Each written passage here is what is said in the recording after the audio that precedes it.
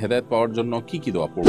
স্বামী যদি স্ত্রীর কোনো দায়িত্ব পালন না করে তাহলে স্ত্রীর করণীয় কি? বিয়ে করেছি, বিয়ের পর জানতে পারি স্ত্রী আমার চাইতে 5 বছরের বড়, শরীয়তের বিধান। স্ত্রী যদি মহরের টাকা নিতে না চান তাহলে করণীয় কি? সিজারের কারণে 3টার বেশি সন্তান নিতে চাইলেও নিতে পারবো না, এই কারণে কি আমার পাপ হবে?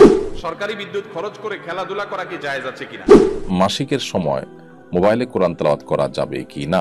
বিয়ের প্রস্তাবিত পাত্রীর ছবি কি প্রস্তাবিত পাত্রের কাছে হোয়াটসঅ্যাপ বা ইমেলে পাঠানো জায়েজ হবে? পর্ণ থেকে বাঁচার উপায় কি? আমার ছোট বোন একটি হারাম রিলেশনে রয়েছে, আমি ওর মোবাইল চেক করে তা জানতে পেরেছি, এই কারণে কি আমার গুনাহ হবে? ওর আইডি কি আমার মোবাইলে লগ ইন দিতে পারবো? অনেক মুসলিম কাঁকড়া খায়, কাঁকড়া খাওয়ার বিধান কি? আমি যুবক হয়ে কোনো যুবতী মেয়েকে টিউশনি পড়াতে পারবো কিনা? আমরা লেবানন প্রবাসী, ইসরায়েলের বিমান হামলায় প্রতিনিয়ত মৃত্যুর প্রহর গুনছি। ইহুদিদের বিমান হামলায় মৃত্যুবরণ করলে আমরা কি শহীদি মর্যাদা পাবো? লেবানন থেকে আমাদের ভাই শাহিন মামুন প্রশ্ন করেছেন।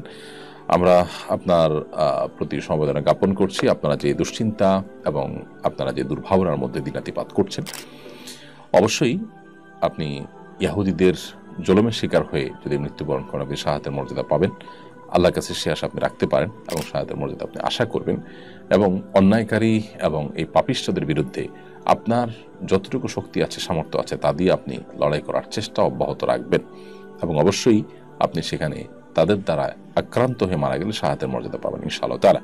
আল্লাহ তাআলা আপনাদেরকে নিরাপদ রাখুন, আমাদের ফিলিস্তিনি ভাই বোনদেরকে এবং গোটা বিশ্বে মুসলিমরা যেখানে নির্যাতন না কেন তাদের সবাইকে আল্লাহ তাআলা সেফ করুন, হেফাজত রাখুন, আমরা সেই দোয়া করি।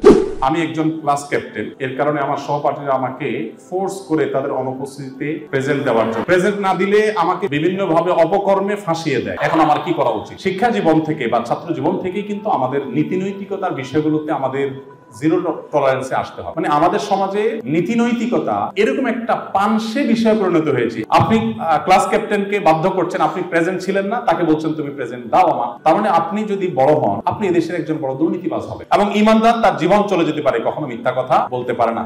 আমাদের প্রিয় নবী সাল্লাল্লাহু আলাইহি ওয়াসাল্লামের জীবনে এত বাধার কথা আমরা বললাম, আপনি দেখাতে পারবেন না একটি জায়গায় তিনি কোনো মিথ্যার আশ্রয় নিয়ে কোনো বিপদ থেকে উদ্ধারের ন্যূনতম চেষ্টা করেছেন। এজন্য ভাই, অনুগ্রহ করে এই বিষয়গুলোতে আমরা সিরিয়াস হওয়ার চেষ্টা করবো ইনশাআল্লাহ। যে কোনোভাবে আমার অ্যাবসেন্ট লেখা থাকবে, আমার তাতে একটু নাজেহাল হইতে হবে, আমি হয়তো পানিশমেন্টের মুখে পড়বো, আমি হয়তো মার্ক কম পাবো, আমার হয়তো আরো অনেক সমস্যা হবে, কিন্তু আমি মিথ্যার কারণে জাহান্নামে যেতে হবে, আমার আদর্শিক স্খলনের ব্যাপারটা ঘটবে, আল্লাহর কাছে পাপিষ্ঠ হবো, এর দায় কে নিবে? এজন্য এই জায়গাটাতে আমাদের নাচর হতে হবে। আমি যুবক হয়ে কোনো যুবতী মেয়েকে টিউশনি পড়াতে পারবো কিনা? আপনি অবশ্যই টিউশনি করবেন, কিন্তু সেক্ষেত্রে ছেলে হিসেবে আপনি ছেলেদের টিউশনি করবেন, মেয়েরা মেয়েদের টিউশনি করবে। আর মেয়ে যদি খুব ছোট হয় সেটাও আপনি করতে পারেন, আর যদি বড় হয় পর্দার আড়াল থেকে মেয়ে স্টুডেন্ট থাকলো, সামনে তার ভাই বা অন্য ছেলে স্টুডেন্ট থাকলো, পড়াতে পারে। কেন ইসলামী বাইন্ডিংস গুলোর কথা বল? আমাদের কাছে একটু সেকেলে লাগে, আমাদের কাছে একটু বিরক্তি লাগে, আমাদের কাছে মনে হচ্ছে ইসলাম আমাদেরকে আটকে রাখছে একটা ভাব। ভারতের কোন একটা রাজ্যে যখন পাশবিক নির্যাতন, ধর্ষণের হার অনেক বেড়ে যাচ্ছে, কোনোভাবে নিয়ন্ত্রণ করতে পারছে না, তখন তারা সেই রাজ্যের সরকার ড্রেস কোড মেয়েদের জন্য দিয়ে দিচ্ছে যে এই ড্রেস পড়তে পারবে, এটা পারবে না। তো ইসলাম যেটা বলে মানুষ সেটা বুঝে, কিন্তু ওই যে গাদার মতো পানি খায় কিন্তু গোলায় তারপর। কোন একজন মনীষী, কোন একজন বিজ্ঞানী বলেছেন না যে একজন ছেলে একজন মেয়ে যদি তারা একান্ত নিজের ব্লাড, নিজের মা বোন, ঘরের মেয়েরা না হন, তাহলে সেক্ষেত্রে কখনো তথাকথিত ভালো বন্ধু হওয়ার কোনো স্কোপ নাই। এটা একটা প্রতারণা। যদি বলেন যে না এখন আমার মনে কোনো খারাপ চিন্তা নাই, আমরা ভালো বন্ধু, তো চিন্তা আসবে, এখন নাই, ডেফিনেটলি যদি না আসে তাহলে ডাক্তার দেখাইতে হবে। এই জন্য আল্লাহর এই বিধানটাকে মেনে চলতে হবে। অনেক মুসলিম কাঁকড়া খায়, কাঁকড়া খাওয়ার বিধান কি? দেখুন, হানাফি মাযহাব অনুযায়ী কাঁকড়া খাওয়া মাকরুহ, যদিও ইমাম শাফি রহমাতুল্লাহ মাযহাব এবং অন্যান্য মাযহাবে সেটি হালাল এবং জায়েজ। মাকরুহের মানে কিন্তু হারাম নয়, অর্থাৎ অপছন্দনীয়, না খাওয়া উত্তম। শরিয়ার একটা বিধান, অর্থাৎ সেটা অ্যাভয়েড করা উচিত। বাট খেলে যে কেউ হারামে লিপ্ত হয়েছে, কাবিরা গুনাহ লিপ্ত হয়েছেন, ব্যাপারটিকে সেভাবেও দেখার সুযোগ নেই। কাপড়ে কেমিক্যাল লাগলে কি ওই কাপড়ে নামাজ পড়া যাবে? কাপড়ে যে কেমিক্যাল লাগে সেখানে যদি অ্যালকোহল থাকে, তাহলে অ্যালকোহলটা যদি উড়ে যায়, বাষ্প হয়ে যায়, তাহলে আপনি এটাতে নামাজ পড়তে পারবেন। অর্থাৎ একটা নির্দিষ্ট সময়ের গ্যাপ দিয়ে তারপরে সেই কাপড়ে আপনি সালাত আদায় করতে পারবেন।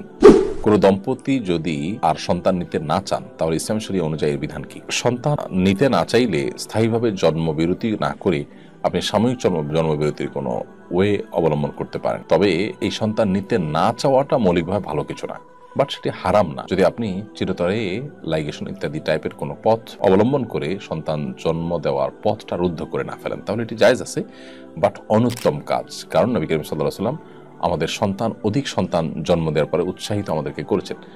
মানুষ এটা সম্পদ, মানুষ কখনো বোঝা নয়। পৃথিবী এখন সন্তান কমানোর জন্য যে চেষ্টা করছে, এই চেষ্টাটা শুদ্ধ বা সঠিক কোনো চর্চা নয়। যারা একসময় সন্তান কমাবার চেষ্টা করেছে তারা কিন্তু এখন সন্তান আর বাড়াতে পারছে না। প্রয়োজন হচ্ছে প্রণোদনা দিয়েও সন্তান জন্মের হার স্বাভাবিক করতে পারছে না। মানুষের সন্তান জন্ম দেওয়ার যে টেন্ডেন্সি, প্রবণতা, একবার যদি এই সৃষ্টিগত প্রকৃতিগত প্রবণতা এটা যদি বাধাগ্রস্ত হয়ে যায়, তখন আবার তাদেরকে সে জায়গায় ফিরিয়ে আনা কঠিন হয়ে যায়।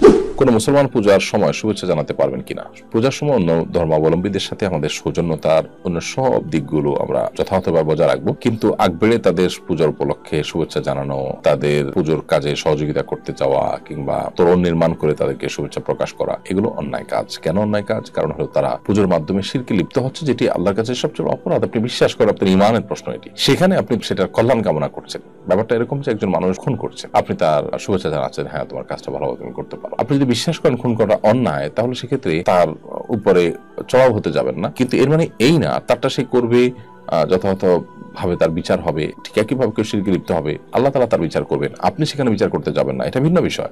কিন্তু তারপরে আপনি তার সে কাজে সহায়কের ভূমিকা এটা আপনি কখনো নিতে পারেন না। এটা নেওয়া মানে হলো আপনি যে আদর্শ আছে, আপনার যে বিশ্বাস আছে, ইমান আছে, সেই ইমানের সাথে আপনি বেঈমানি করলেন, অর্থাৎ আপনার ইমানের জায়গা থেকে আপনি টলে গেলেন এবং সরে গেলেন, যেটি অনুচিত একটি কাজ। আমার খালার 8 মাসের সন্তান পেটে থাকা অবস্থায় মারা গেছেন। খুব সম্ভবত গর্ভস্থ শিশু পেটের মধ্যে মারা যাবার কিছু সময় পরেই খালা মারা যান। ওনার মৃত্যু কি শহীদি মৃত্যু হবে? মা মারা গেলে কি পেটের শিশু সিজার করে বের করে নেওয়া জায়েজ হবে? যদি পেটের শিশু বেঁচে থাকে তাহলে তো সিজার করে বের করতে পারেন, আর যদি মারা যায় তাহলে তার প্রয়োজন নেই। এবং গর্ভধারণ করতে গিয়ে বা গর্ভ খালাস করতে গিয়ে কোনো মা যদি মৃত্যুর মুখে পতিত হন, তাহলে নবী সাল্লাল্লাহু আলাইহি ওয়াসাল্লাম হাদিসের আলোকে তিনি শাহাদাতের মর্যাদা লাভ করবেন ইনশাআল্লাহ তাআলা। ঘুমানোর পর যদি আমার স্বপ্নদোষ কিংবা সামান্য প্রস্রাব নির্গত হয়, তাহলে কি শুধু আমি এবং আমার কাপড় অপবিত্র হবে, নাকি আমার সাথে আমার বিছানার বালিশ, বেডশিট ও কম্বল অপবিত্র হয়ে যাবে? দেখুন, যদি কোনো কারণে স্বপ্নদোষ হয় কিংবা গোসল ফরজ হয় কিংবা কোনো পেশাব সামান্য নির্গত হয় বা যতটুকুই হয় নির্গত হয়, তাহলে যেই জায়গায় লাগবে সেই জায়গাটা নাপাক হবে। সেটা আপনার কাপড়ে লাগলে কাপড়ে যে জায়গা লাগবে সেই জায়গাটা ধুয়ে ফেললে, পরিষ্কার করে ফেললে, পাক করে ফেললে আপনার পুরো পোশাক পাক হয়ে যাবে। আপনার স্বপ্নদোষ হলে অথবা গোসল ফরজ হলে আপনার পুরো বিছানার চাদর পুরোটাই নাপাক হয়ে যাবে, এমনটা জরুরি। বিছানার চাদর যদি না লাগে কোনো নাপাক, তাহলে ওটা নাপাকই হবে। পরনের পোশাকে তো অবশ্যই লাগার কথা, অতএব সেটা নাপাক হবে। কিন্তু বিছানার চাদরে না লাগলে সেটা নাপাক হবে না। আর বালিশে লাগার প্রশ্নই ওঠে না, যার কারণে সেখানে নাপাক হবে না। হ্যাঁ, যদি কোনোভাবে বালিশে লেগে যায় তাহলে সেটা নাপাক হবে, ওটা ধুয়ে ফেলতে হবে। অতএব স্বপ্নদোষ হলে একেবারে বালিশ, বিছানা, চাদর সব পাক করতে হবে, ধুইতে হবে, এমনটা কোনো আবশ্যক। যেখানে লাগছে সেটা ধুইতে হবে। জামাতে সালাত আদায়ের সময় 2 রাকাতের বৈঠকে দুরূদ পাঠ করে ফেললে করণীয় কি? জামাতে সালাত আদায় করার ক্ষেত্রে যদি দ্বিতীয় রাকাতে আপনি বৈঠকে দুরূদ পড়ে ফেলেন, তাতে কোনো সিজদা সাহু দিতে হবে না। কারণ প্রথমত এই নামাজে, অর্থাৎ জামাতবদ্ধ নামাজে ইমাম সাহেবের যে আপনি অনুসরণ করছেন, সেখানে আপনার আলাদা করে কোনো সিজদা সাহু আপনার উপরে প্রযোজ্য হয় না। আপনি একাকী নামাজ পড়তেন, তাহলে সেক্ষেত্রে দ্বিতীয় রাকাতে যদি আপনি জোহরের নামাজে ধরা যাক যে আপনি দুরূদ পড়ে ফেলেছেন, তাহলে সেক্ষেত্রে আপনাকে শেষে সিজদা সাহু দেওয়ার প্রয়োজন হতো। ছেলে ধর্মান্তরিত হয়ে গেলে বাবার সম্পদে অংশ পাবে কিনা?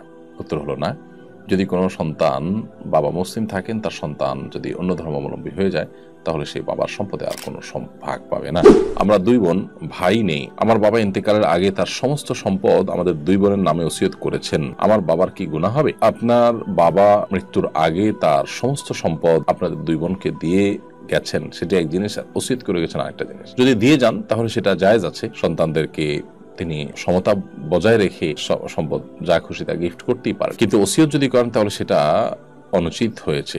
কারণ হলো নবী করিম সাল্লাল্লাহু আলাইহি ওয়াসাল্লামের হাদিস রয়েছে, কোন মানুষ যদি তার ওয়ারিসদের জন্য ওসিয়ত করেন সেটা জায়েজ নয়। আপনার যদি ওয়ারিস আপনার বাবার, অর্থাৎ তার সম্পদে আপনাদের ভাগ আছে, জীবদ্দশায় তিনি উপঢৌকন দিতে পারেন, মৃত্যুর পর আবার ওসিয়ত করবেন, আপনারা তো ভাগ পাবেনই, আবার ওসিয়ত যদি করেন আলাদা করে, তো সেটা কিন্তু জায়েজ নয়। এক্ষেত্রে যেহেতু আপনাদের অন্য কোনো ওয়ারিস নাই, শরিয়ার আইনের আলোকে আপনাদের 2 বোনের 2/3 পাওয়ার কথা সর্বোচ্চ বাবার সম্পদের, আর বাকি যেটা আছে 1/3, সেটা আর কে আছেন আত্মীয় স্বজন তাদেরকে দেখে এবং সুন্নাহর আলোকে কার কার হিস্সা সেখানে আছে না আছে তাদের মধ্যে বন্টন করতে হবে। গত হজে জিলহজ মাসের 11 তারিখ হিট স্ট্রোকের কারণে সকাল 10টা হতে বিকাল 4টা পর্যন্ত জামরাতে পাথর নিক্ষেপ নিষিদ্ধ করে সৌদি সরকার। আমাদের কাফেলার হাজিগণ মুআল্লিমের নেতৃত্বে ফজরের পরেই পাথর নিক্ষেপ করে সকাল 8টার মধ্যে মিনার তাঁবুতে ফিরে আসে। তাদের পাথর নিক্ষেপ কি সঠিক হয়েছে? আলহামদুলিল্লাহ, আমরা কয়েকজন আসরের পর পাথর নিক্ষেপ করে মক্কা চলে আসি। না, তাদের পাথর নিক্ষেপ সঠিক হয়নি, কারণ 11 তারিখ 12 তারিখ এই সময়গুলোতে পাথর নিক্ষেপ করতে হবে হলো জোহরের ওয়াক্ত হওয়ার পর। 10 তারিখে সেটি আপনি সকাল থেকে করতে পারলেও মূলত অন্যান্য দিনগুলোতে জোহরের ওয়াক্ত হওয়ার পর থেকে পাথর নিক্ষেপের সময় শুরু হবে। আর 10টা থেকে 4টা পর্যন্ত জামালতে পাথর নিক্ষেপ নিষিদ্ধ করেছিল সৌদি সরকার 11 তারিখে। এটি সঠিক তথ্য নয়, আমি নিজে ছিলাম এবং আমরা পাথর মেরেছি এই সময়ের মধ্যেই। অতএব যারা এটি করেছেন তারা ভুল করেছেন। প্রয়োজন হলে আপনাকে পাথর পরে নিক্ষেপ করতে হবে, আগে নয়। অর্থাৎ দিনভর আপনি করতে পারেন না, সন্ধ্যার পরে গিয়ে করতে হলো, নিরুপায় হয়ে গেলে সেটা আপনি করতে পারবেন, কিন্তু প্রয়োজন ছাড়া আপনি আগে, অর্থাৎ প্রয়োজন ছাড়া বলতে নিরুপায় হননি, আপনি আগে পাথর নিক্ষেপ করেছেন সময়ের, সেটা জায়েজ হবে না, বরং সময় মতো আপনাকে পাথর নিক্ষেপ করতে হবে। ঝিনুক থেকে মুক্তা তৈরি এবং এই মুক্তার ব্যবসা করা ইসলামের দৃষ্টিকোণ থেকে হালাল নাকি হারাম? উল্লেখ্য, মুক্তা সংগ্রহের সময় ঝিনুকটা মরে যায় বা মেরে ফেলা হয়, এক্ষেত্রে ইসলাম কি বলে? যে কোনো সৃষ্টি মানুষের কল্যাণে আল্লাহ তাআলা সৃষ্টি করেছেন। ঝিনুক মানুষের কল্যাণে, মানুষ যদি ঝিনুক তোলে, মানুষকে সে ঝিনুককে মারে কিংবা সে ঝিনুকের কোনো অসুবিধা হাসিল করতে গিয়ে একসময় মারা যায়, তাহলে এটা নাজায়েজ নয়। নির্মমভাবে অপ্রয়োজনে কোনো প্রাণীকে হত্যা করা হচ্ছে কিনা সেটি হলো বিষয়। এখানে যদি একটা প্রয়োজন এবং নির্মমভাবে হত্যা এখানে হয় না, সে কারণে এটি নাজায়েজ কিংবা হারাম কোনো বিষয় হবে না। প্রত্যেকটা প্রাণী সৃষ্টি করেছেন আল্লাহ তাআলা মানুষের কল্যাণে, মানুষ এটিকে তার কল্যাণে ব্যবহার করার অধিকার রয়েছে। হালাল ক্ষেত্রে যদি ব্যবহার করে সেটা করতে পারে। এখানে যেহেতু মুক্তা তৈরি করা হচ্ছে, মুক্তা উৎপাদন করা হচ্ছে এবং সেখান থেকে বাণিজ্যিকভাবে লাভবান হওয়ার চেষ্টা করা হচ্ছে, তো এটি নাজায়েজ কিংবা হারাম কোনো কাজ নয়। টাকা ধার নিয়ে সুদের কিস্তি দিবে জানার পরও কি টাকা ধার দেওয়া যাবে? যদি এটা সুদের কাজে সহযোগিতা হয় তাহলে তো জায়েজ নাই, কিন্তু সে ইতিমধ্যে সুদে টাকা নিয়ে ফেলেছে, এখন তার মুক্তির জন্য আপনি উদ্যোগ নিলেন, টাকা পয়সা দিয়ে টাকা মুক্ত করলেন, তাহলে সেটি কিন্তু নাজায়েজ হবে না। অর্থাৎ এখানে সে ফেসে গেছে, এখন তাকে মুক্ত করার চেষ্টা আপনি করছেন, সেটি আপনি করতে পারেন। আর যদি সে এটাকে কন্টিনিউয়াস নিয়ে যাচ্ছে, আপনার সুদ দিয়ে যাচ্ছে, সুদের ঋণ নিয়ে যাচ্ছে, এটা তার একটা কন্টিনিউয়াস প্রসেস, তাহলে সেক্ষেত্রে সেখানে আপনি সহযোগিতা করবেন না। অর্থাৎ হারাম থেকে ক্লোজ করে বের হয়ে আসার চেষ্টা করছে, সেখানে আপনি সহায়তা করবেন, আদারওয়াইজ আপনি সহায়তা করবেন না। আমার পরিচিত একজন ট্রান্সজেন্ডার হওয়ার পথে সে হরমোনাল ইনজেকশন গ্রহণ করেছে, আমার করণীয় কি? কিছু মানুষ আছে যাদের সাইকিয়াট্রিস্টের সাথে দেখা করা দরকার, তাদের সার্ভিস নেওয়া দরকার, কাউন্সেলিং করানো দরকার, এবং নিয়মতান্ত্রিক কাউন্সেলিং এর মাধ্যমে যে মানুষগুলো সুস্থ হওয়ার কথা, তারা অনেকেই ভুল পথে চলে যাচ্ছেন। ইতিমধ্যে পৃথিবীতে অনেকেই আছেন যারা ইতিমধ্যে এরকম নিজের রূপান্তর করে, জেন্ডারকে পরিবর্তন করে, নিয়মিত যেহেতু হরমোনাল ইনজেকশন নিতে হয় এবং এটা যেমন ব্যয়বহুল তেমনি এর বহু সাইড এফেক্টও আছে, আত্মহত্যার পথে পা বাড়িয়েছে এরকম বহু মানুষের কথা আমরা জানি। আল্লাহ রাব্বুল আলামিন যে স্বাভাবিক প্রকৃতি দিয়ে আমাদেরকে সৃষ্টি করেছেন, এই প্রকৃতির বাইরে কোথাও গিয়ে মানুষ আসলে সুখ প্রশান্তি যেটাকে আমরা বলি, সেটা আসলে কখনো অনুভব করতে পারে না। সাময়িক মানুষ নিজে অনেক কিছু করতে পারে, মানুষের কাছে আল্লাহ তাআলা জ্ঞান বুদ্ধি টেকনোলজি দিয়েছে, সেটার কারণে হেয়ালিপনা করে মানুষ অনেক কিছুই করতে চায়, দিন শেষে আসলে তাকে হার মানতে হয়। অতএব আপনার বন্ধুকে যদি ভালো কোনো কাউন্সিলর দিয়ে কাউন্সিলিং করতে পারেন, সেটা খুব বেশি ভালো হয়। আল্লাহ তাআলা তাকে হেদায়েতের পথে আনুন এবং তার আল্লাহ তাআলা চিকিৎসার বন্দোবস্ত করুন। পূজার সময় বলা হয় ধর্ম যার যার উৎসব সবার, ইসলামী দৃষ্টিতে স্লোগান কতটুকু যথার্থ? একেবারেই অন্তঃসার শূন্য অযৌক্তিক একটি স্লোগান। এটিকে চাপিয়ে দেওয়ার অপচেষ্টা করা হয়েছে দীর্ঘদিন ধরে এই সমাজে। ধর্ম যার যার উৎসব তার তার হবে, ধর্ম যার যার উৎসব সবার হতে পারে না, কারণ উৎসবটা যখন ধর্মীয় হয় তখন সেই ধর্মীয় উৎসব থেকে আপনি আলাদা করে ধর্মটাকে উৎসব থেকে আলাদা করতে পারেন না। বিধায় যার যার ধর্ম তিনি পালন করবেন, যার যার ধর্মীয় উৎসবও তিনি পালন করবেন। আমাদের পরস্পর প্রতি শ্রদ্ধাশীল অথবা একে অন্যের ধর্মীয় যে স্বাধীনতা আছে, সেটির জন্য তার উৎসবে আমাকে সামিল হওয়ার কোনো প্রয়োজন নেই। আমরা দেখেছি যে অনেকে ভিন্ন ধর্মীদের উৎসবে সামিল হয়ে উদারতার জাহির করতে গেছেন, আবার রাজনৈতিক প্রয়োজনে তাদের উপরে হামলা করতেও সেই মানুষগুলোর কিন্তু দ্বিধা করতে দেখা যায় না। তো আসলে এভাবে ধরে বেঁধে বা শো অফ করে সামাজিক সম্প্রীতি সৃষ্টি করা যায় না। ইসলামের প্রকৃত শিক্ষা যদি আপনি প্রচার করতে পারেন, তাহলে সেক্ষেত্রে সেটাই কিন্তু যথেষ্ট হবে আমাদের সমাজে। আমার ছোট বোন একটি হারাম রিলেশনে রয়েছে, আমি ওর মোবাইল চেক করে তা জানতে পেরেছি। এই কারণে কি আমার গুনাহ হবে? ওর আইডি কি আমার মোবাইলে লগ ইন দিতে পারবো? নিজের অধীনস্থ কেউ, সেটা ছোট ভাই বোন হতে পারে, ছেলে মেয়ে হতে পারে, এদের ব্যাপারে নজরদারি করা, তাদের ব্যাপারে বিশেষভাবে তাদের প্রাইভেসি গুলোতেও আপনার তদারকির দৃষ্টিতে তাদের ভালোর জন্য নজরদারি করা, এটা নাজায়েজ কিংবা হারাম কাজ নয়। এই জায়গাতে ইসলামী দর্শনটা হলো যে অভিভাবক হিসাবে আপনি আপনার ছেলে মেয়ে, আপনার ভাই বোন তাদের অন্যায় পথে যাচ্ছে বলে মনে হয় তাহলে আপনি তদারকি করতে পারবেন, তবে সেটি শুধুই তাদের অন্যায় পথ থেকে বিরত রাখবার প্রয়োজনে, সেই স্বার্থে। এছাড়া চাইলেই আপনি তার সমস্ত প্রাইভেসি লঙ্ঘন করবেন সেটার কথা কিন্তু ইসলাম বলেন। তার সতর আছে, তার ব্যক্তিগত অন্যান্য বিষয় আছে, এগুলো আপনি চাইলেই লঙ্ঘন করার অধিকার ইসলাম আপনাকে দেয়নি। তো এই যে তার আইডি প্রতি নজরদারি করা, তার গতিবিধির প্রতি খেয়াল করা, কার সাথে যাচ্ছে, কি বই পড়ছে, এগুলো অবশ্যই আপনার শুধু আপনার জন্য জায়েজ নয়, বরং এটা আপনার দায়িত্বের মধ্যে পড়ে তার কল্যাণ বিবেচনা করে। সত্য জানার পরও পরীক্ষার খাতায় মিথ্যা ইতিহাস লেখার বিধান কি হবে? সত্য লিখে নাম্বার না দিতে পারে, জটিল বিষয়। যদি বিষয়টা এরকম হয় যে হ্যাঁ এটি সত্যটা লিখলে আপনার খাতায় লিখবে না, তাহলে আপনি মূল আনসার করার পর ব্র্যাকেটে আপনার মতামত বা অপিনিয়ন আপনি দিতে পারেন। আমার মনে হয় যে সে কারণে আপনার নাম্বার কাটার কথা নয়। পর্ণ থেকে বাঁচার উপায় কি? এটাতে আমি খুব আসক্ত হয়ে পড়েছি, এটার জন্য নামাজও আমার মিস হয়ে যাচ্ছে। এটা থেকে আত্মরক্ষার জন্য ছোট ছোট কয়েকটা টিপসের কথা আমি বলবো। এটা নিয়ে অনেক বই পুস্তক আছে। যারা পর্ন এডিকশন থেকে বাঁচতে চান, আগে থেকে বাদ দিতে হবে, অর্থাৎ চোখের হেফাজত করতে হবে, দৃষ্টিকে সংযত রাখতে হবে। দৃষ্টি সংযত করতে পারছেন না, ফোনে ডিস্টার্ব করে ফোন বিক্রি করে বাটন ফোনে চলে আসেন। কিছু লোকের সাথে যোগাযোগে অসুবিধা হবে, কিছু ঝামেলা হবে, হোক, কিন্তু আপনার জীবনে একটা ব্যাধি থেকে আপনি মুক্তি পেয়ে যাবেন। আপনি নিয়মিত যখন এটাতে অভ্যস্ত হয়ে যাবেন, আপনি দেখবেন যে আপনার এই পর্ন এডিকশন অনেকখানি কমে যাবে ইনশাআল্লাহ। 6 মাসে একটা কোর্স কমপ্লিট করেন, এরপর আবার আপনি প্রয়োজনে ওই ফোনে ফেরত যান, ইনশাআল্লাহ দেখবেন সহজ হবে। এবং সেই সাথে যাদের বিবাহ করার শক্তি সামর্থ্য আছে, তারা প্যারেন্টসদেরকে ম্যানেজ করে বিবাহের দিকে যাওয়ার চেষ্টা করবেন।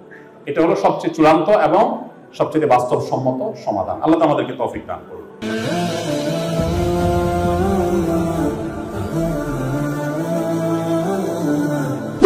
বৈষম্য বিরোধী আন্দোলনের সময় যাদের পায়ে গুলি লেগেছে তাদের অনেকের পা কেটে ফেলতে হয়েছে। এখন তারা কৃত্রিম পায়ে চলাফেরা করছেন। ওযু করার সময় কি তাদের এই কৃত্রিম পা ধুইতে হবে? বৈষম্য বিরোধী আন্দোলনের সময় যাদের পায়ে গুলি লেগেছে, তাদের পা কেটে ফেলেছে, কিংবা অন্য যে কোনো কারণেই কারোর যদি অ্যাক্সিডেন্টের কারণে যদি পা কেটে ফেলতে হয়, কৃত্রিম পাও যদি নিয়ে চলাফেরা করেন, তাহলে ওই কৃত্রিম পাওটা ধোয়া জরুরি নয়।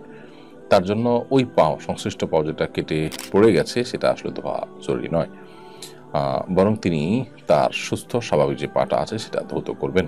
আর যদি পা কেটে পড়ে যায়নি, ব্যান্ডেজ করা আছে, তাহলে ব্যান্ডেজের উপরে তিনি মাসা করবেন। বিধায় প্লাস্টিকের বা অন্য কোনো পাও যেটি কৃত্রিম, সেটা যেটা যুক্ত করা হয়েছে শরীরের মধ্যে চলাফেরার জন্য, সেটার উপরে আসলে ধোয়া কিংবা মাসা করা কোনোটারই প্রয়োজন নেই। আমি একজন ভেটেরিনারি ডাক্তার। পোষা প্রাণী, বিড়াল, কুকুর শুধু মালিকের চাহিদা অনুযায়ী বন্ধাকরণ করা যাবে কিনা? উত্তর হলো যাবে। এই বন্ধাকরণ করা না করাটা পুরুষদের জন্য, মানুষের জন্য প্রযোজ্য, পশুর জন্য নয়। জুমার নামাজ পড়তে গেলে অনেকে দেখি বসে বসে ঝিমায়, অনেকে ঘুমিয়ে পড়ে, থেকে ওযু ভেঙে যায়। না, বসে ঝিমাইলে অসুবিধা নেই। যদি ঝিমায় আপনি পড়ে যান তাহলে ওযু ভাঙবে, কিংবা হেলান দিয়ে যদি ঘুমান তাহলে সেক্ষেত্রে ওযু ভাঙবে।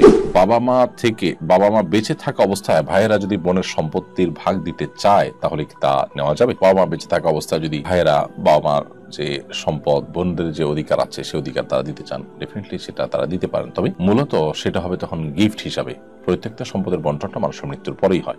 মৃত্যুর পরে যথাযথ বন্টন নাও হতে পারে, সে আশঙ্কা থেকে তারা যদি জীবদ্দশায় বাবার অনুমতি সাপেক্ষে সেটা করে, সেটা জায়েজ আছে। কিন্তু মুশকিল হলো, কোনো মানুষ জীবদ্দশায় তার সন্তানদেরকে সবকিছু বন্টন করে দেওয়া, এটা অনুচিত। কারণ তার জীবদ্দশায় তিনি কতদিন বাঁচবেন তিনি জানেন না, হতে পারে সন্তানটা তার প্রতি দায়িত্বশীল থাকবে না, তখন তিনি আরো জনের কাছে হাত পাততে হবে। এই জন্য মৃত্যুর পরে সম্পদ বন্টনের নির্দেশ আল্লাহ তাআলা দিয়েছে। যদি মনে হয় যে পরবর্তীতে বেহাত হতে পারে, তসরুপ হতে পারে, তাহলে প্রয়োজনে তিনি সেই সিস্টেম করে দিয়ে গেলেন যে কোরআন এবং হাদিসের আলোকে তার মৃত্যুর পরে সেটি যেন সেভাবে বন্টন হয়। আর জীবদ্দশা দিলে সেটা গিফট হবে। এখন ভাই বোন সবাই যদি একত্র হয়ে বোনদের যা যা আছে সেটা বাপের সম্পত্তি তারা দিতে চান, তাহলে সেটা গিফট হিসাবে দিবেন। অর্থাৎ বাবাকে উদ্বুদ্ধ করবেন যে আপনার সম্পত্তি থেকে একটা অংশ আপনি গিফট দেন। বিয়ের প্রস্তাবিত পাত্রীর ছবি কি প্রস্তাবিত পাত্রের কাছে হোয়াটসঅ্যাপ বা ইমেলে পাঠানো জায়েজ হবে? যদি সেফ মনে করেন যে তারা এটার অপব্যবহার করবে না, গায়ে মাহারাম বা যাকে দেখানো না জায়েজ তাকে দেখাবে না, তাহলে দিতে পারেন। এবং দেওয়ার সময় অবশ্যই শর্ত দিয়ে দিবেন যে ছেলে কিংবা ছেলে পক্ষের কোনো মেয়ে ছাড়া আর কেউ ছবি দেখবে না, এবং একটা পর্যায়ে দেখার পর সেটি তারা ডিস্ট্রয় করে ফেলবে, ডিলিট করে ফেলবে। এই বিষয়গুলো যদি নিশ্চিত হয়, দেনদার হয়, তাদের কমিটমেন্টের মূল্য আছে মনে হয়, তাহলে দেওয়া যেতে পারে, তা না হলে এটা দেওয়া উচিত হবে না।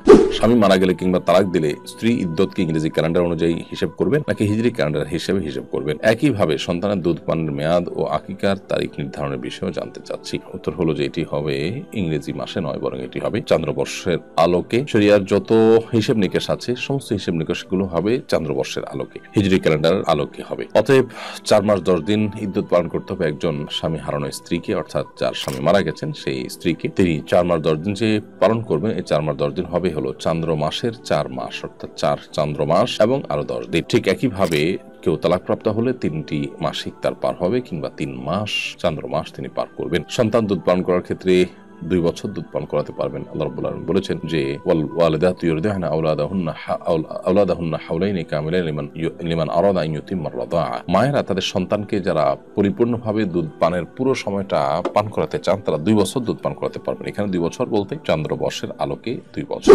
মা যদি তার সন্তানকে রেখে পরকীয়া প্রেমিককে বিয়ে করে তাহলে মায়ের প্রতি সন্তানের কোনো দায় দায়িত্ব থাকে কিনা? এক্ষেত্রে সন্তানের করণীয় কি? মা যদি তার সন্তানকে রেখে পরকীয়া প্রেম করেন, অবশ্যই তিনি অন্যায় করেছেন, পাপিষ্ট হয়েছেন, অপরাধ করেছেন, কিন্তু তাই বলে সন্তান তার মায়ের প্রতি দুর্ব্যবহার করার অথবা মাকে ভুলে যাওয়ার সুযোগ নেই। দেখুন, মা বাপ অন্যায় করলে সেটার বিচারের দায়িত্ব কিন্তু সন্তানের উপরে বর্তায় না। বিধায় এখানে সন্তান ঠিকই তার সামর্থ্য অনুপাতে বাবা মার প্রতি সদাচরণ করা, তাদের প্রতি সুন্দর ব্যবহার করা, তাদের দিকটাকে যথাসম্ভব খেয়াল করা, তাদের প্রতি দায়িত্বশীল আচরণ করা, এই কাজগুলো তাদেরকে অব্যাহত গতিতে ঠিকই করে যেতে হবে। অনেকে আছেন এই সমস্ত ক্ষেত্রে ভুল সিদ্ধান্ত নিয়ে ফেলেন, অর্থাৎ তারা মনে করেন যে না, বাবা মা যেহেতু অন্যায় করেছেন অতএব আমি তার সাথে যা খুশি তা করতে পারি। এটা একেবারেই ভুল একটি বিষয়। মালয়েশিয়ার প্রধানমন্ত্রী আনোয়ার ইব্রাহিম বাংলাদেশে এসেছেন। সৌদি ক্রাউন প্রিন্স মোহাম্মদ বিন সালমানও আসবেন বলে শোনা যাচ্ছে। বিষয়ে আপনার মন্তব্য কি? বাংলাদেশের সাথে মুসলিম দেশগুলো, শুধু বাংলাদেশ সাথে নয়, মুসলিম দেশগুলোর পারস্পরিক সম্পর্ক সুদৃঢ় হোক, সেটা আমরা সবাই আশা করি এবং এটি বিশ্ব শান্তির জন্য যেমন প্রয়োজন, বিশেষ করে মুসলিমদের পারস্পরিক যে স্বার্থ সংশ্লিষ্ট বিষয়গুলো আছে সেগুলোর জন্য খুব বেশি গুরুত্বপূর্ণ। আমরা দেখি পশ্চিমারা কোনো বিষয়ে যখন সমস্যার মধ্যে পড়েন তখন তারা কিন্তু ঐক্যবদ্ধ হয়ে পড়েন এবং একসাথে তারা ঝাঁপিয়ে পড়েন, এবং তারা যখন কোনো কিছু করেন তখন সেটাকে বলেন যে বিশ্ব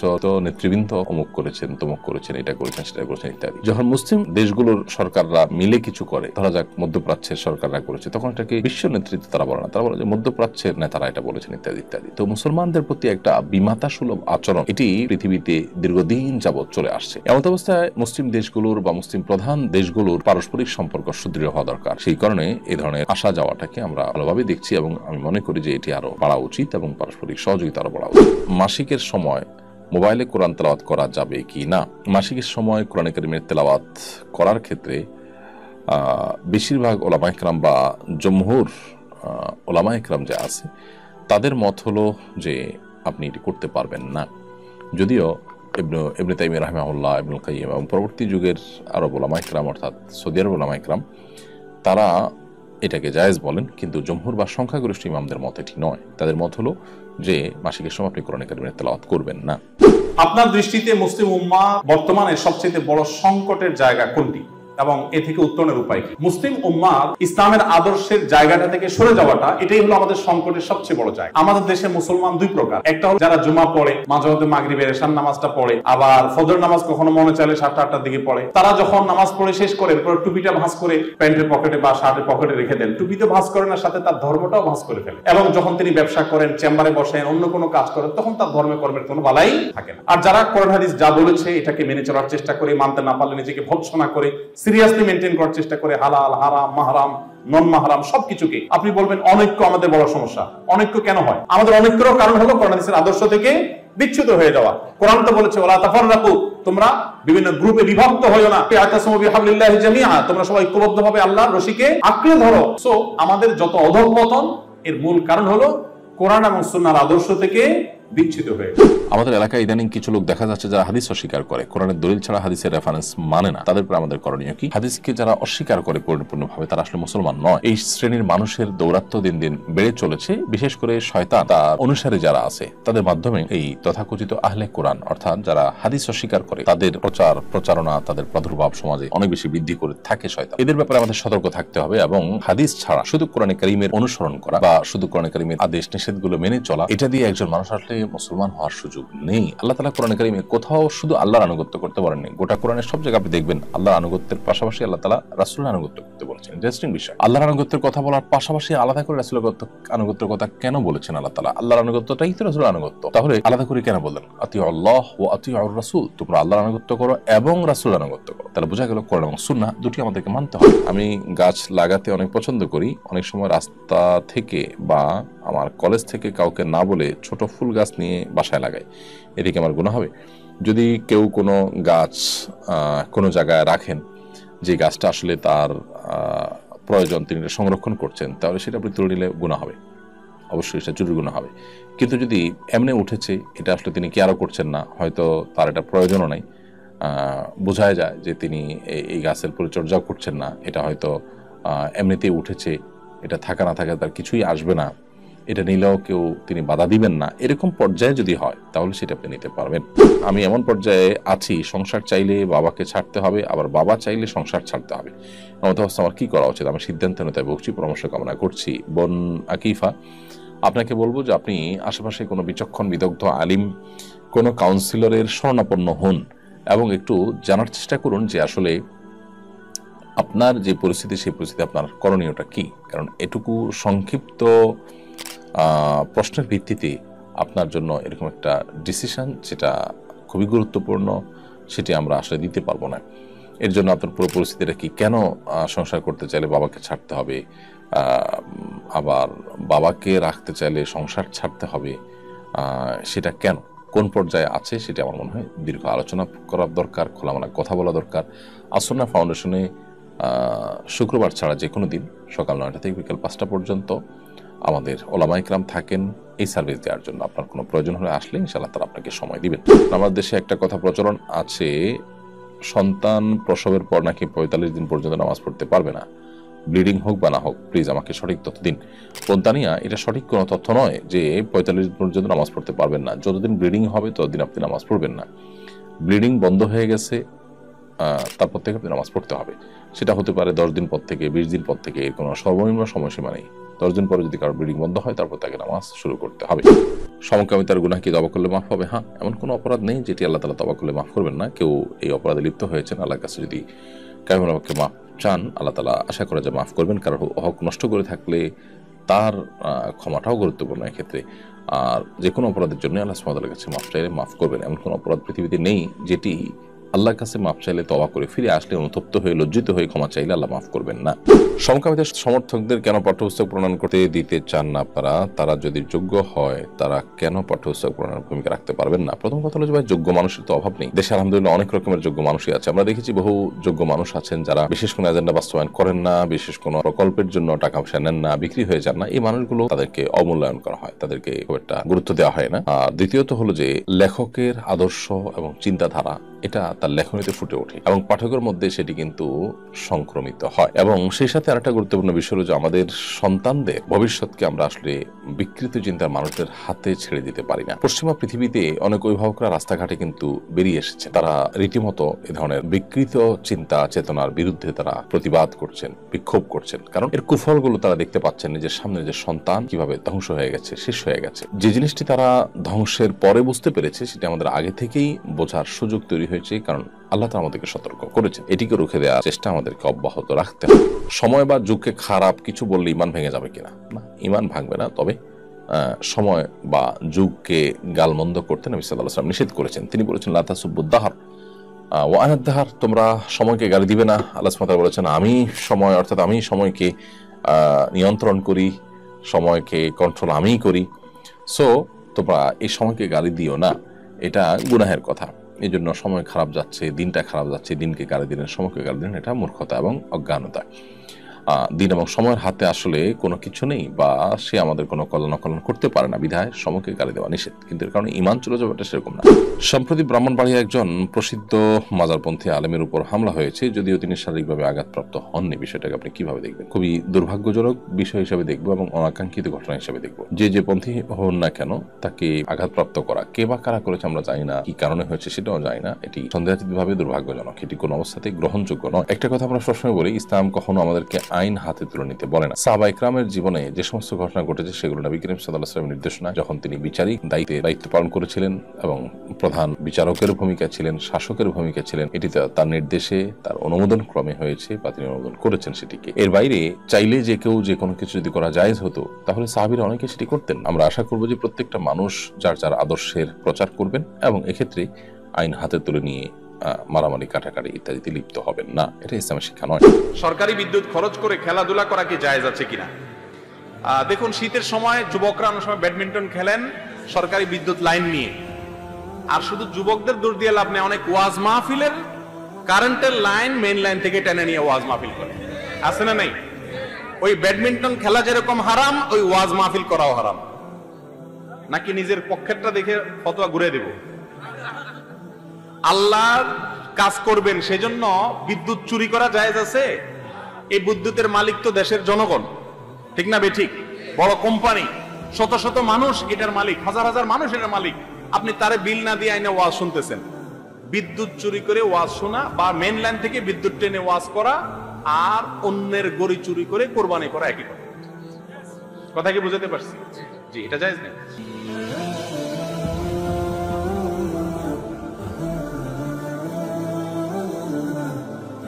আওয়াবিন সালাত সম্পর্কে বলুন দয়া করে। আওয়াবিনের সালাত বলতে অনেক উলামা ইকরাম মাগরিবের পরে যে 6 রাকাত নামাজের কথা কোন হাদিসে আছে সেটাকে বুঝিয়ে থাকেন, যদি হাদিসের সম্বন্ধে অনেক মুহাদ্দিসরা আপত্তি করেছেন, জয়ীফ বলেছেন। আর সালাতুদ দুহা যেটা, এটাকে সালাতুল আওয়াবিন বলা হচ্ছে বিভিন্ন হাদিসে, এবং সেই হাদিসের সম্বন্ধে নিয়ে কোনো কালাম নেই। আওয়াবিন শব্দের অর্থ হলো আল্লাহর দিকে যারা রুজু হন, আল্লাহর দিকে যারা রুজু থাকেন তাদের সালাত।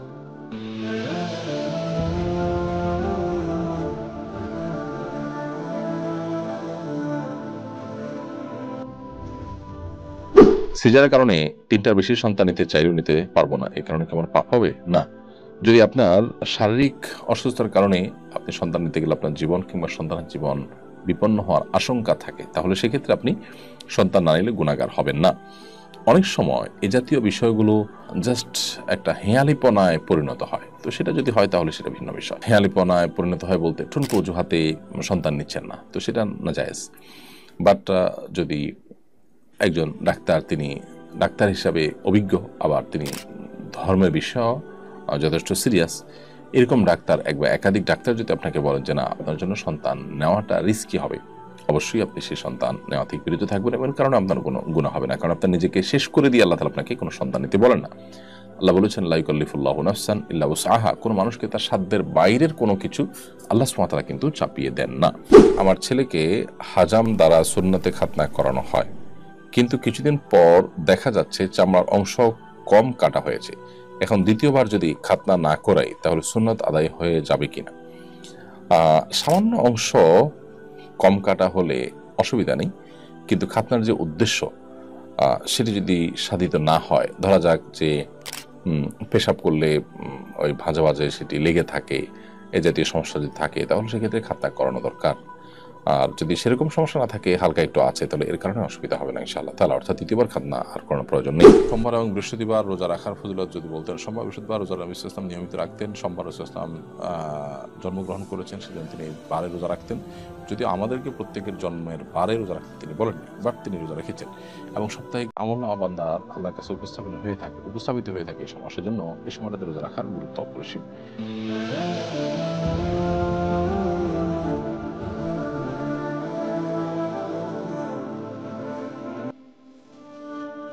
স্ত্রী যদি মহরের টাকা নিতে না চান তাহলে করণীয় কি? স্ত্রী মহরের টাকা নিতে কেন চাইবেন না?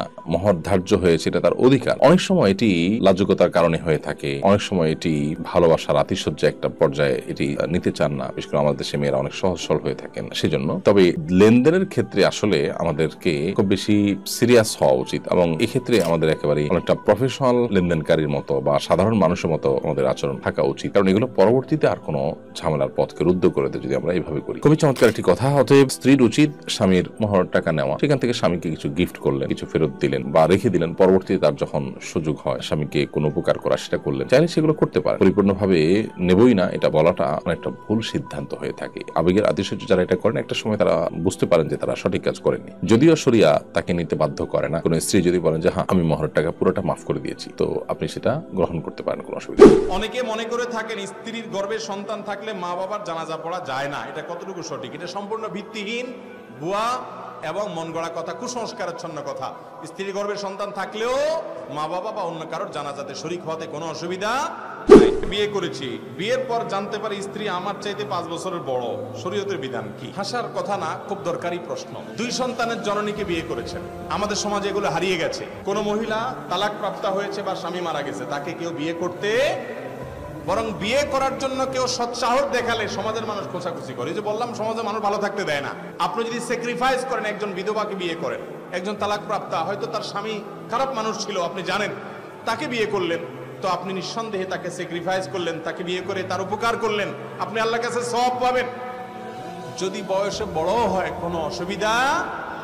খাদিজা রাদিয়াল্লাহু তাআলা আনহাকে আমাদের নবী সাল্লাল্লাহু আলাইহি ওয়াসাল্লাম যখন বিয়ে করেছেন, খাদিজা রাদিয়াল্লাহু তাআলার বয়স আমাদের নবীজির চাইতে বেশি ছিল।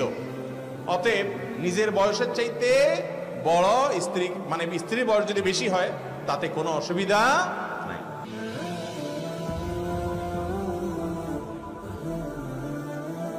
আমার বোনের স্বামী আমার বোনকে কথায় কথায় 3 লক্ষ টাকার বান্দি বলে। এবারে কিছু বলুন। আপনার বোনকে আপনার ভগ্নিপতি যে কথা বলে থাকেন, এটা ছোট লোকের কথা এবং এই কথার কারণে তিনি আল্লাহর কাছে গুনাহগার হবে। 3 লক্ষ টাকা যদি মহর ধার্য হয়ে থাকে, সেটা আপনার বোনের প্রাপ্য অধিকার। তার প্রাপ্য অধিকার নিয়ে তাকে কটাক্ষ করা বা তাকে ব্যঙ্গ করা বা তাকে ট্রল করা, এটা নিচুতা ছাড়া আর কিছুই নয়। আমরা দোয়া করি আল্লাহ তাআলা তাকে হেদায়েত দান করুন, তার মধ্যে আল্লাহর ভয় যেন জাগ্রত হয়, তিনি যে ভালো মানুষ হন সেই তৌফিক আল্লাহ তাআলা তাকে দান করুন। এবং সেই সাথে আপনার বোন যদি সবর করেন, তার এই অত্যাচার সহকারেও আল্লাহ তাআলা তাকে আজর বিনিময় দান করবেন। আর যদি দেখা যায় যে তার আসল সংশোধন এর আশা খুবই ক্ষীণ, এদিকে আপনার বোন তার কাছ থেকে ডিভোর্সের মাধ্যমে অন্যত্র ব্যবসা দিতে যেতে পারেন, এরকম যদি হবে বলে মনে হয় এবং লোকের সংশোধনের উপায়ও না থাকে, তাহলে সেক্ষেত্রে সেদিকে যথাযথ অভিজ্ঞ মানুষ আছেন, তাদের সাথে পরামর্শ করে সেদিকে যাওয়ার রাইট আছে। বা 3 লক্ষ টাকার বাদী বলা স্ত্রীকে, এটা গালি, এটা অন্যায়, এটা অবিচার। তিনি আল্লাহ সুবহানাহু ওয়া তাআলার কাছে কঠোর জবাবদিহিতার মুখোমুখি হতে হবে। এই কারণে স্বামী যদি স্ত্রীর কোনো দায়িত্ব পালন না করে, তাহলে স্ত্রীর করণীয় কি? স্বামী যদি স্ত্রীর কোনো দায়িত্ব পালন না করেন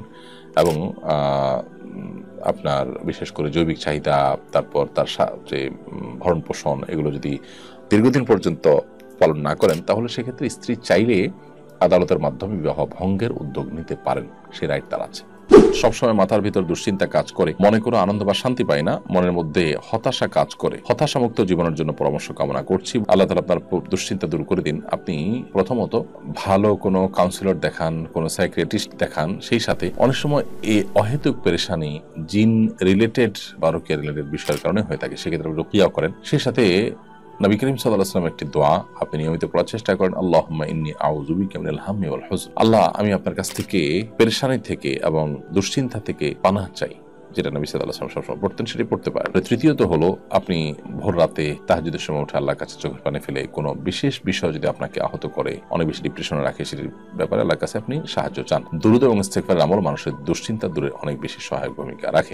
হেদায়েত পাওয়ার জন্য কি কি দোয়া পড়বো? হেদায়েত পাওয়ার জন্য সবচেয়ে কমন দোয়া তো ভাই সেই দোয়া যে দোয়া আমরা 5 ওয়াক্ত নামাজে প্রত্যেক রাকাতে পাঠ করি। স্বয়ং আল্লাহ সুবহানাহু ওয়া তাআলা যে দোয়া আমাদেরকে শিখিয়েছেন, সেটি হলো ইহদিনাস সিরাতাল মুস্তাকিম। আল্লাহ সিরাতাল মুস্তাকিম বা সরল পথের হেদায়েত আমরা আপনার কাছে চাই। তো হেদায়েত চাওয়ার জন্য এর চেয়ে বড় দোয়া আর কি? কত ইম্পর্টেন্ট হলে এই দোয়াকে আল্লাহ রাব্বুল আলামিন প্রত্যেক রাকাত নামাজের অংশ করে দিয়েছেন। এর বাইরে আর অনেক দোয়া আছে কোরআন হাদিসের আলোকে, যেগুলোর মাধ্যমে আমরা হেদায়েতের উপরে অটল অবিচল থাকতে পারি। যেমন আল্লাহুম্মা হাদিনা ফিমান হাদাইত। আল্লাহ, আপনি যাদেরকে হেদায়েত দিয়েছেন বা দিবেন, তাদের মধ্য থেকে আপনি আমাকে শামিল করবেন। এর বাইরে আল্লাহ সুবহানাহু ওয়া তাআলার কাছে দোয়া, হেদায়েতের দোয়া করার জন্য নবী সাল্লাল্লাহু আলাইহি ওয়াসাল্লামের আরো অনেক দোয়ার একটি হলো আল্লাহুম্মা আরিনাল হাক্কা হাক্কাও ওয়ারযুকনা ইত্তিবাআ। আল্লাহ, যেটি সত্য সেটি আমার কাছে সত্য হিসেবে আপনি উদ্ভাসিত করে দিন এবং সেটি অনুকরণ করার তৌফিক আমাকে দান করুন। ওয়া আরিনাল বাতিলা বাতিলান ওয়ারযুকনা ইজতিনাবা। আর যেটি অসত্য, বাতিল, বিভ্রান্তি, সেটাকে আমার কাছে বিভ্রান্তি হিসেবে আপনি উপস্থাপন করুন এবং আমাকে সেখান থেকে বেঁচে থাকার তৌফিক দান করুন।